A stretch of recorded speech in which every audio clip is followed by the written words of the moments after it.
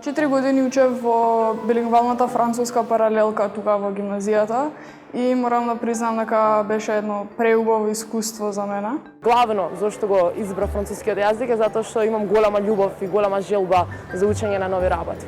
Голема предност е да се учи на јазик кој не е мајчин, а особено на францускиот, бидејќи францускиот јазик е јазик на Европската Унија. Отворањето на новите видици ги прави децата многу поамбициозни, побогати, со знаење, со искуство. На почетокот ми беше малку тешко, но со текот на времето професорите, наставата исто така ми помогнаа да стекнам љубов кон предметите, најпрви кон францускиот јазик. Тоа се ученици кои што се солидни, со одличен успех, имаат афинитети и интерес кон изучувањето на странски јазици.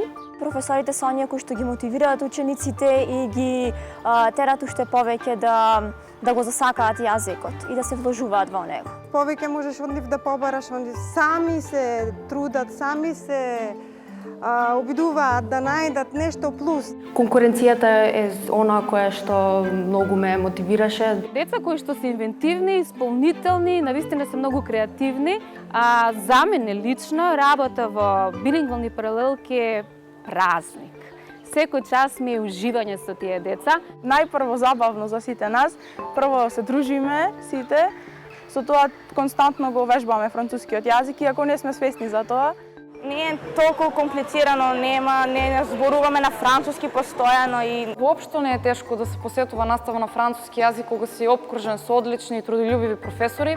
23 години веќе ја имам таа среќа да предавам на едни од најдобрите. Двојазичната франкофонска настава во гимназијата Орце Николов е воведена во 2000 година во соработка со Министерството за образование и наука и со Францускиот институт во Скопје.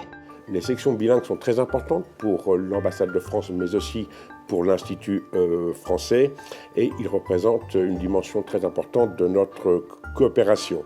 Признанието Лабел Франс, кое што го добивме во 2015 година, не стави во мрежата на франкофонски училишта. Имам посетено многу обуки, организирани од страна на француската амбасада, како поддршка за нас наставниците кои не сме професори по француски јазик. Се даде предност на науките кои во билингвалната настава се сметаат како алатки.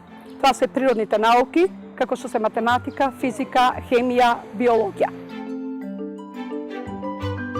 билингвалната паралелка ми овозможи да одам на размена во градчето Дулон во Франција, на проектот Солидарност меѓу младите во Европа, од кој имам незаборавни искуства и пријателства со луѓето таму. За мене најубав помин беше размената со училиштето од Кутонс и тие беа дојдени во нашата гимназија, ние бевме во Франција. Во Франција се представивме со наше драмско дело, тоест мюзикл, кој што спојуваше елементи од драма и музика. За мене тоа беше едно огромно искуство, каде што не само што го вежба францускиот јазик, туку ги подобри своите комуникацијски вештини. Се запознавме со еден француски предел кој не е толку рекламиран и кој не е толку издигнат, а уствари е преубав. Барем јас мислам дека многу се опушти во поглед на зборување на францускиот јазик, особено кога треба да се шеташ, да прашаш за насоки, да купиш нешто од продавница и тие мали чекорчиња што тука ни е страв да ги правиме, таму беше многу полесно. На француски јазик ги слушав предметите математика и физика и морам да кажам дека тоа многу ми помогна во изборот на мојата идна професија, во мојата одлука за студии во Франција, на факултетот за технички науки, поточно информатика. Би сакала во Франција да студирам нешто од областа на природните науки, односно главно астрономијата или пак ракетно инженерство. Тоа ми е една од најголемите желби во животот што ги имам. Ми се оствари шансата да ме примат на еден од познатите факултети во Каен, Нормандија, Уникаен.